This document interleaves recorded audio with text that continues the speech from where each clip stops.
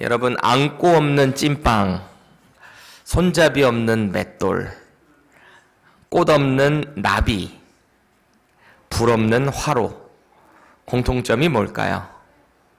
쓸모없다는 거죠. 쓸모없다는 거예요. 그럼 예수님 없는 신앙생활 어떨까요? 전혀 쓸데없는 거죠. 인문학적으로 얘기하면 뻘짓했다 라는 것입니다. 이건 아예 쓸모없는 정도가 아니라 예수님 없는 신앙생활이라는 것은 불가능하다라는 것입니다.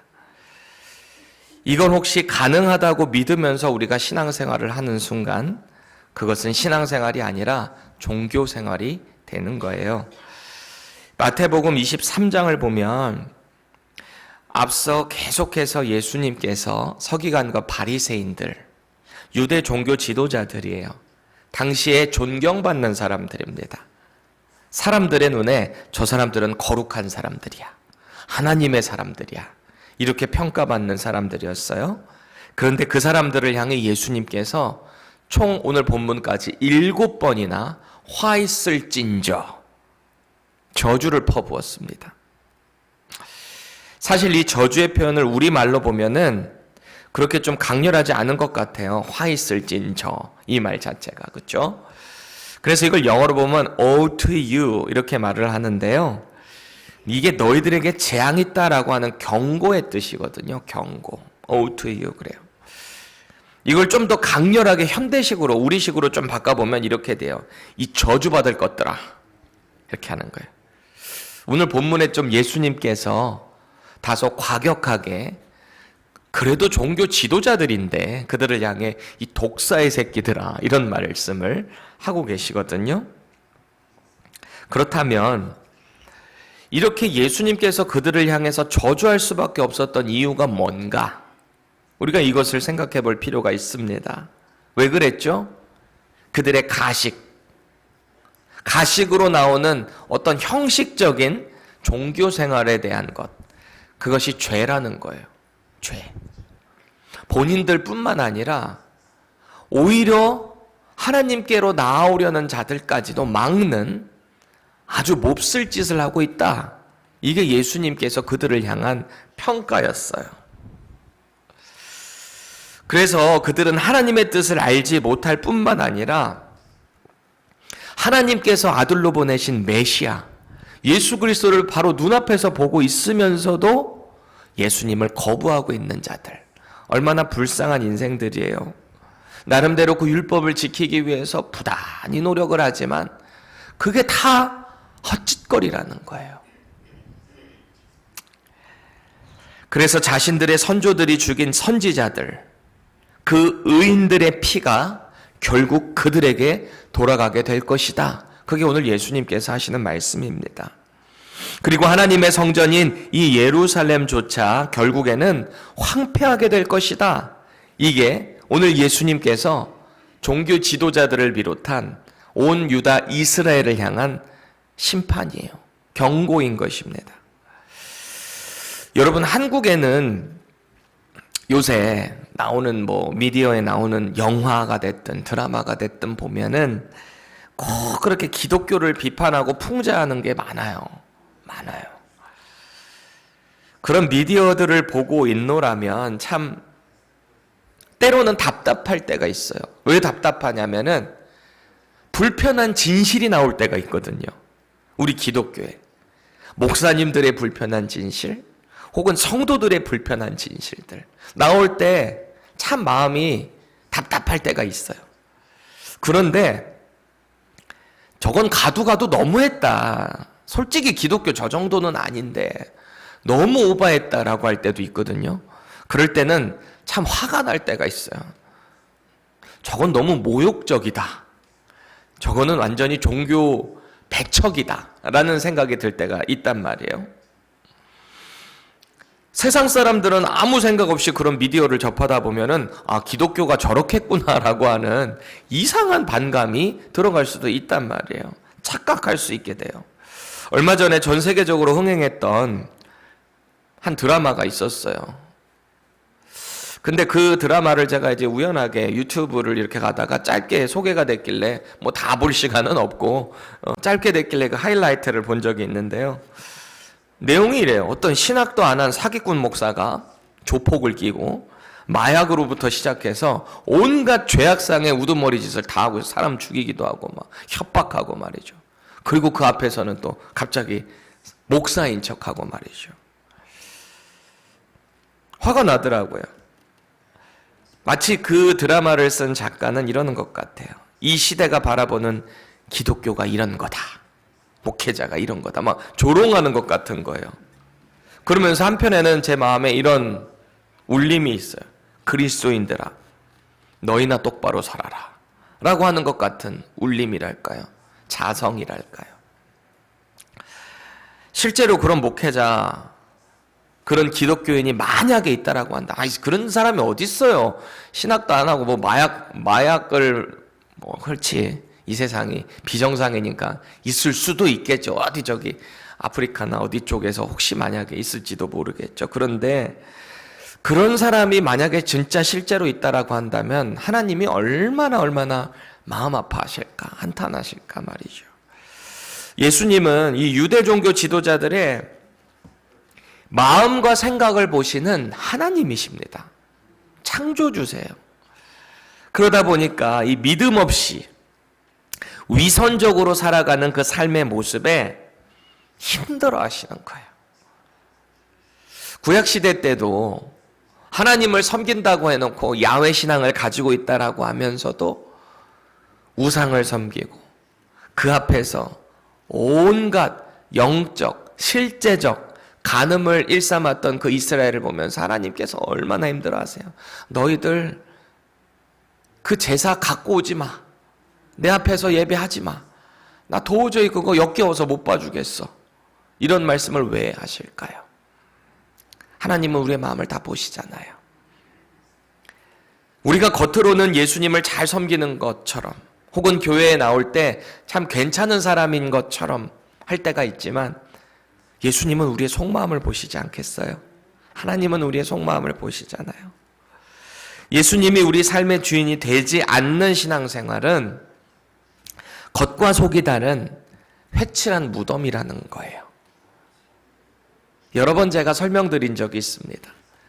이스라엘에 실제로 가면 매장할 수밖에 없는 사람들이 있어요. 보통은 이제 어떤 동굴 같은데 이렇게 우리 예수님께서도 아리마대 사람 요셉의 그 장지에 이렇게 안에 들어가면 거기에 이렇게 묻히셨었잖아요. 묻힌 게 아니라 거기 안치되셨었잖아요. 이렇게 미라처럼 붕대로 묶고 그 안에 이렇게 딱 놓는 거예요. 세마포를 통해서.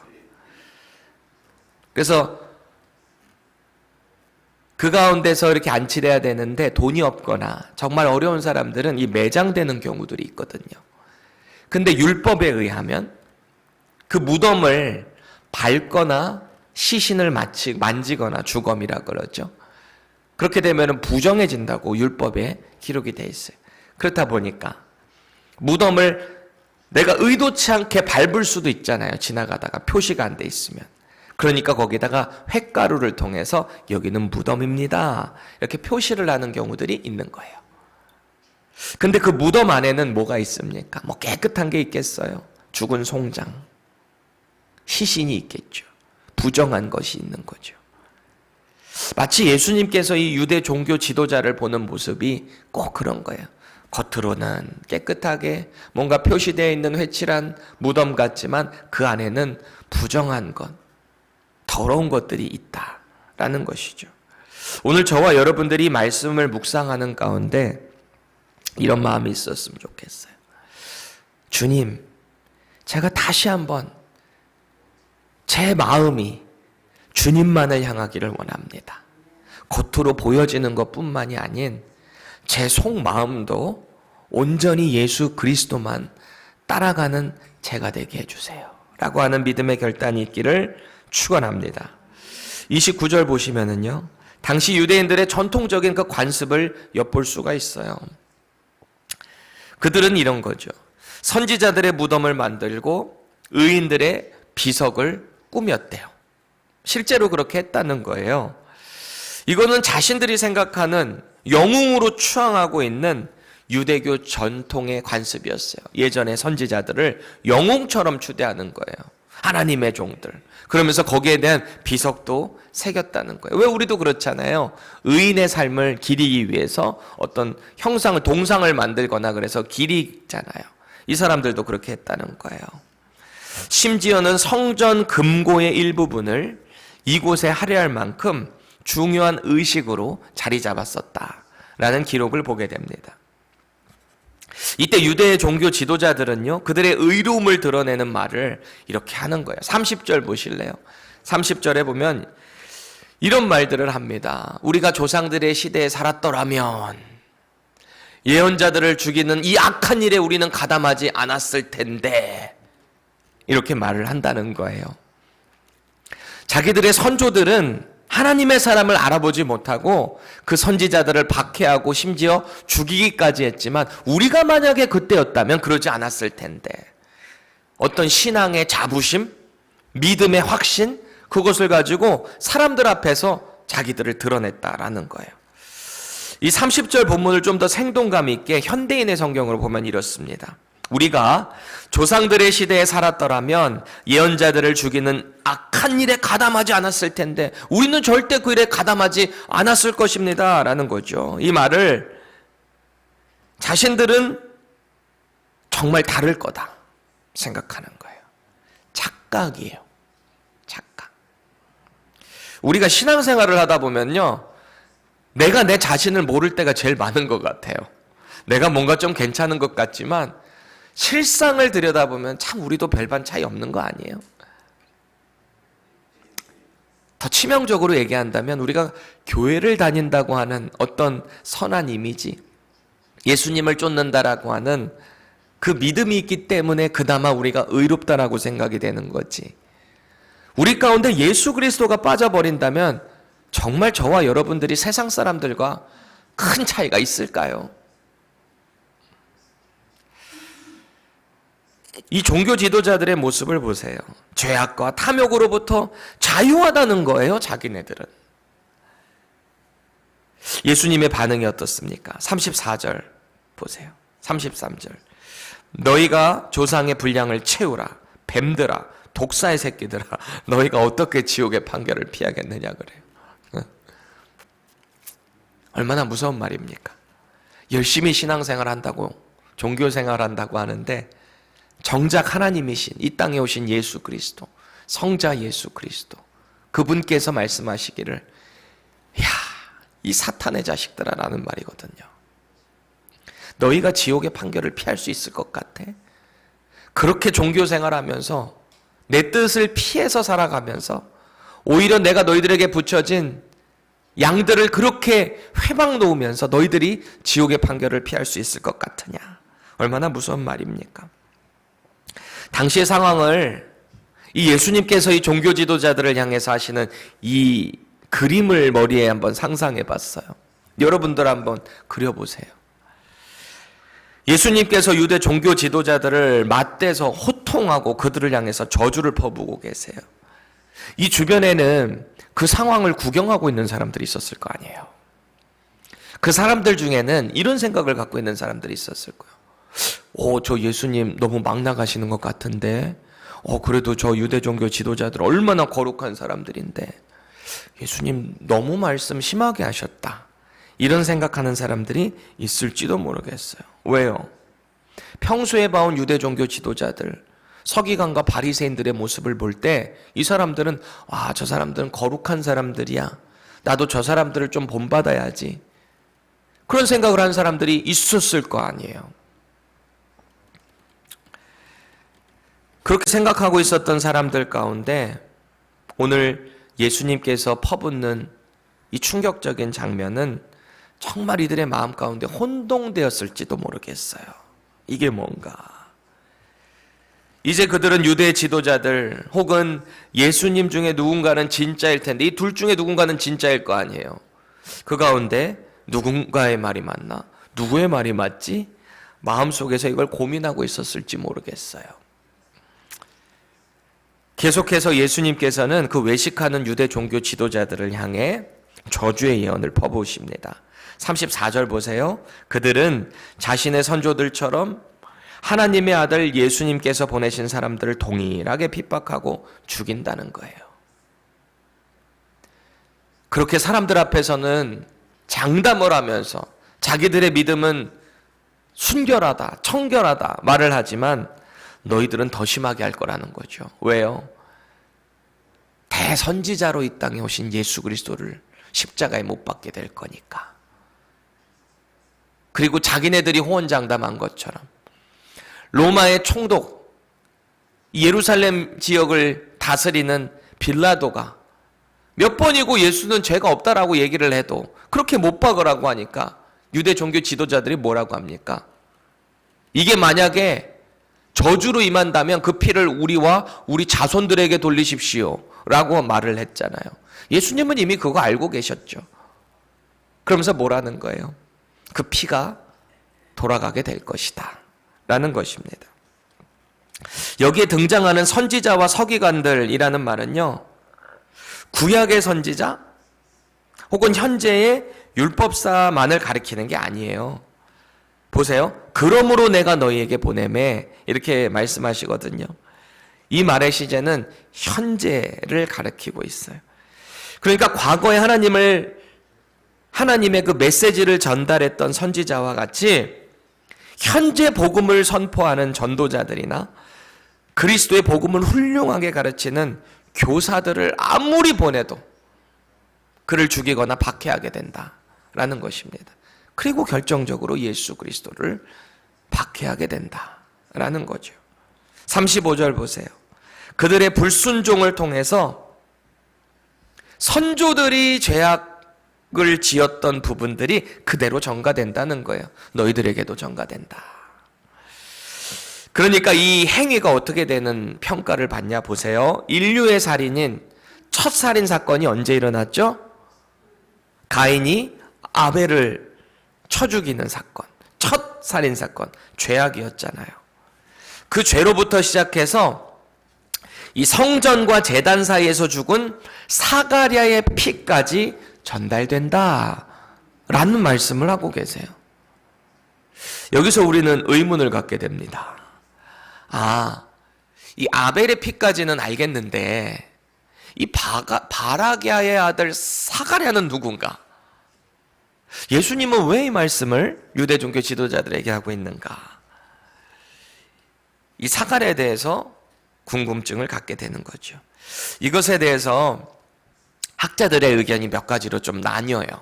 제가 소개를 몇 가지 드리면, 첫 번째는 침례 요한의 아버지인 사가랴였다라고 보는 거예요. 그런데 이 주장에는 조금 근거가 미약해요. 왜냐하면은 이 침례 요한의 아버지인 사가랴가 순교했다는 증거가 성경에 나오고 있질 않아요. 순교하진 않았어요. 또 두 번째는 스가랴서를 기록한 저자 베레기야의 아들 스가랴다라고 보기도 합니다. 그런데 이건 역시 이 스가랴가 순교했는가? 이 기록이 미미해요. 그래서 이제 세 번째로 보는 견해는 역대하 24장 20절부터 22절에 나오는 남유다의 대제사장이었던 여호야다의 아들 스가랴, 그가 아니었겠는가라고 보는 거예요. 성경의 근거적으로 보면은 아마 가장 근접한 인물이 바로 이 인물이 아닐까 싶은데요. 이 유다 왕 요아스라고 하는 왕이 있었거든요. 근데 이 왕이 원래는 그 할머니인 아달랴, 남유다의 최초의 여왕입니다. 여왕.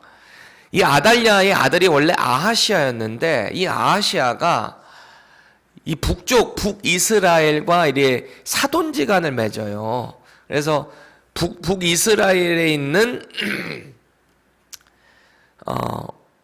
그들을 방문하러 갔다가 누구예요? 아합에 의해서 순교를 당해요. 순교가 아니라 죽어요. 칼에 맞아 죽어요. 남유다의 왕이. 그러니까 아달랴가 가만히 보니까 자기 아들이 죽어버렸잖아요. 그러면 당연히 자기 손자들 중에서 왕으로 올리는 게 맞거든요. 근데 그렇게 하지 않고 손자들을 다 죽여버리고 자기가 왕으로 올라가 버렸어요. 그러니까 그 상황을 보고 있었던 이 요아스의 고모가 이 어린 요아스를 빼냅니다. 그래서 하나님의 성전에서 당분간 몇 년 동안 거하게 해요. 그러니까 성전에 있었다는 얘기는 대제사장으로부터 보호도 받고 그 가운데서 교육도 받고 같이 살았다는 얘기잖아요. 그래서 이 여호야다라고 하는 대제사장을 통해서 이 요아스가 교육을 받았어요. 그래서 우리 이런 말 들어봤죠. 요아스가 여호야다가 있는 동안에는 하나님을 잘 섬겼다가 이 여호야다가 죽고 난 이후에 이 사람이 돌변하기 시작해요. 이게 세뇌된 신앙생활, 종교생활이었던 거죠. 진짜 하나님을 섬기지 않았던 거죠. 그런데 그의 죄악상 가운데 하나님의 대제사장이었던 이 여호야다의 아들이 있는데 그가 사가랴예요. 그게 가서 당신은 하나님의 법을 떠나 있습니다. 이런 얘기를 성전 뜰 안에서 이야기하다가 결국은 돌에 맞아 순교하게 됩니다. 그 사람이 바로 이 스가랴였습니다. 그래서 이 역대하 24장에 나오는 이 스가랴가 바로 그 사람이다. 예수님이 오늘 말씀하시는 이 스가랴다라고 주장하는 분들에 의하면 이런 근거를 가지고 있는 거예요. 예수님 당시에 유대인들이 보고 있는 성경의 순서를 보면 창세기가 당연히 처음이겠죠. 모세오경이니까.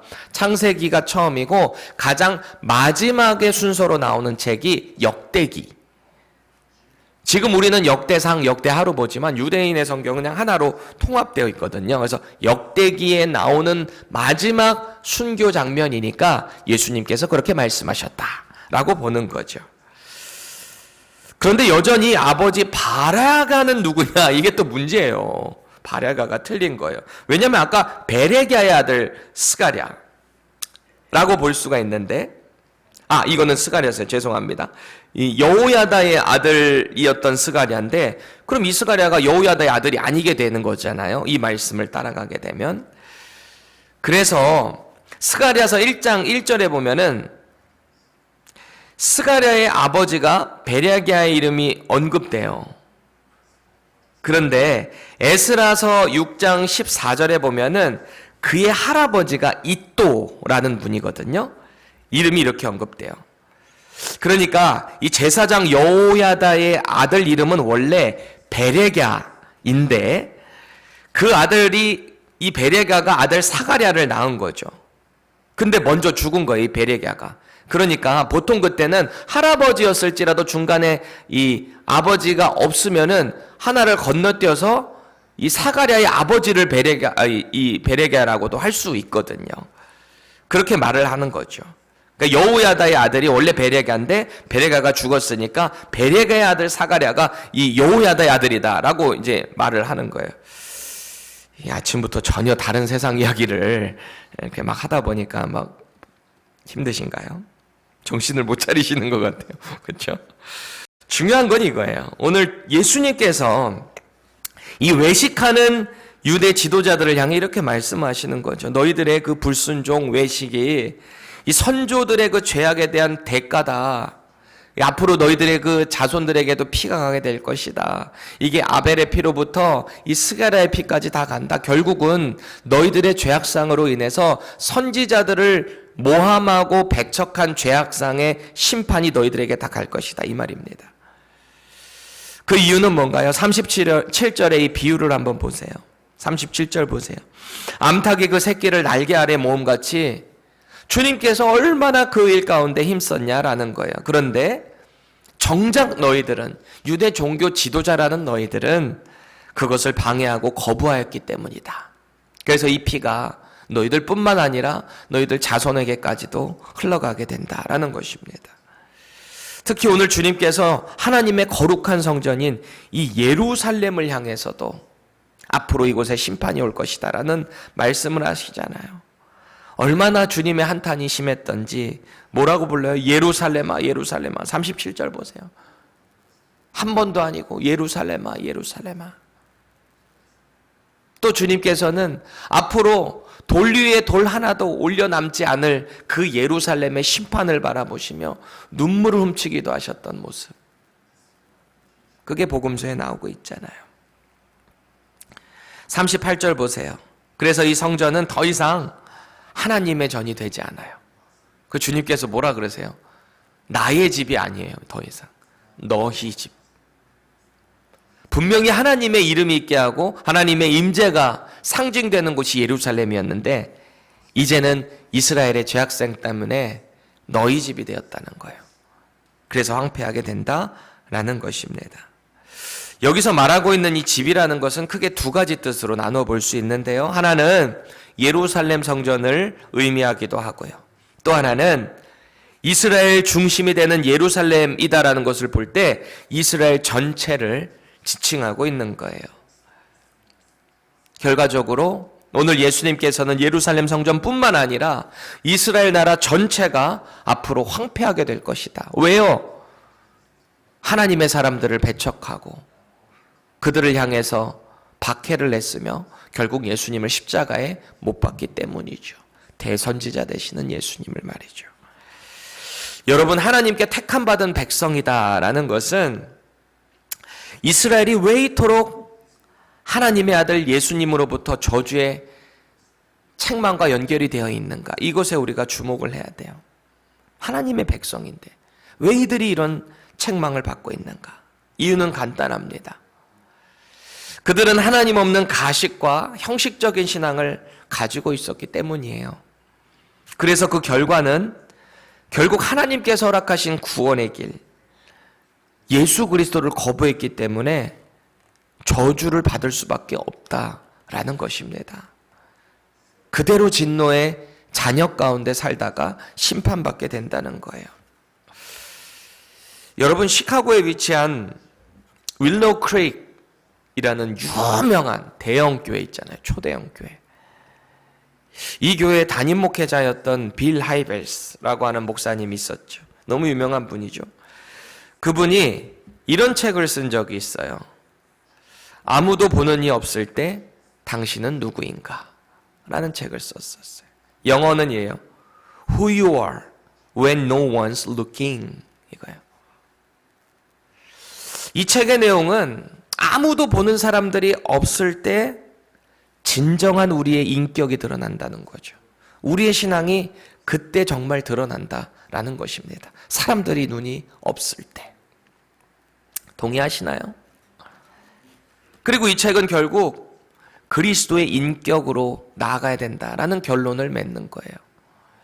정말 좋은 책이고 정말 존경받는 빌 하이벨스 목사님이셨는데 이분 역시 결국에는 예수님 없는 삶이 됐대. 그 유혹 가운데 안타깝게 넘어지는 모습을 우리는 보게 돼요. 저도 참 마음이 무거웠어요. 이런 기사를 대하게 됐을 때. 얼마나 이 제자훈련에 있어서도 열정을 가졌고 한국의 많은 대형교회 목사님들도 그곳에 가서 배우기도 하고 말이죠. 참 마음이 무겁더라고요. 저런 훌륭한 분도 성적인 스캔들 때문에 물러나게 되는데 임기를 다 채우지 못하고 저같이 부족한 사람은 얼마나 더 믿음을 견고하게 붙잡아야 되는가. 나 같은 사람은. 그런데 제가 이 고민을 하다가 금세 떨쳐버리게 됐어요. 왜 그랬냐면 이건 제가 스스로 할 수 있는 건 아니거든요. 그렇잖아요. 뭐 훌륭한 사람이라고 해서 자기 의지가 뭐 강해서 그렇게 했습니까? 우리가 정말 성령 하나님께 붙들림 받게 되면 우리가 혼자 있건 같이 있건 차이가 있겠어요? 우리는 그저 예수님을 날마다 묵상하고 그분 안에 매일 거하기 위해 힘쓸 때 우리 안에 계시는 성령님이 우리를 거룩하게 해주신다라는 거죠. 하나님의 말씀에 매일 우리 자신을 겸손하게 내어놔야 하는 거예요. 거룩한 몸부림을 쳐야 된다고 제가 수차례 강조하죠. 이건 역시 내가 뭔가 대단해서 하는 건 아닌 것 같아요. 우리가 거룩하게 몸부림친다라고 할 때 우리 의지가 대단해서 이걸 할 수 있는가? 그건 또 아닙니다. 주님이 그것도 힘을 주셔야 되는 거예요. 말씀을 볼 수 있는 나의 의지, 그것도 주님이 주시는 게 아니겠어요. 불쌍한 내 영혼을 감싸 안아주시는 성령 하나님께 우리를 맡기는 거예요. 우리가 내일 로마서 말씀을 통해서 또 묵상하게 되겠지만 우리의 새 신랑이 되어주시는 예수 그리스도와 연합하게 될 때 우리는 과거의 남편이었던 율법을 저버리고, 율법을 지고 버린다는 말이 율법과 더 이상 상관없는 사람이 된다는 얘기가 아니라 이 율법의 완성으로 오신 예수 그리스도 안에 거하게 될 때 우리의 모든 죄로부터도 우리는 자유함을 얻게 된다라는 것입니다. 이거는 방종을 이야기하는 게 아니에요. 예수 그리스도 안에서 우리가 더 거룩한 삶을 살아낼 수 있는 힘을 얻게 된다라는 것입니다. 여러분, 예수님 없는 신앙생활은 그저 황폐한 인생입니다. 정말 쓸모없는 종교생활이 되는 것입니다. 오늘 예수님께서 우리의 삶의 주인이 되셔서 우리가 어느 곳에 있든지 거룩한 그리스도인의 모습이 되어야 하는 거예요. 비록 때로는 우리 믿음이 부족하고 연약해서 넘어질 수 있어요. 우리가 예수님 믿는다고 해서 완전한 사람이 될 수 있겠어요? 그렇지 못해요. 우리는 주님의 품에 안기는 그날까지 날마다 실수할 수 있어요. 하지만 그럼에도 불구하고 계속 일어서는 거죠. 그때 우리는 다른 사람들의 시선을 의식하지 않게 되는 거예요. 왜요? 내 안에 계신 예수님이 있기 때문에 예수님을 의식하면서 살다 보면은 자연스럽게 다른 사람들에게도 아름다운 그리스도의 덕을 끼칠 수 있게 되지 않겠어요? 우리의 마음과 생각을 주관하시는 하나님 앞에서 정직할 수 있어야 됩니다. 말씀을 통해서.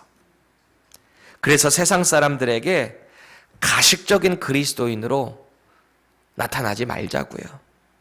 구별된 하나님의 백성으로 살아가시자고요. 그래서 오늘 예수님께서 유대 종교 지도자들에게 경고하시는 이 저주의 메시지, 이 메시지가 저와 여러분들에게 해당되는 것이 아니기를 축원합니다. 예수님 없는 신앙생활 가능하지 못합니다. 예수님을 진정으로 우리 마음 가운데 모시고 예수님과 함께 날마다 거룩하게 걸어가는 저와 여러분 되기를 축원합니다.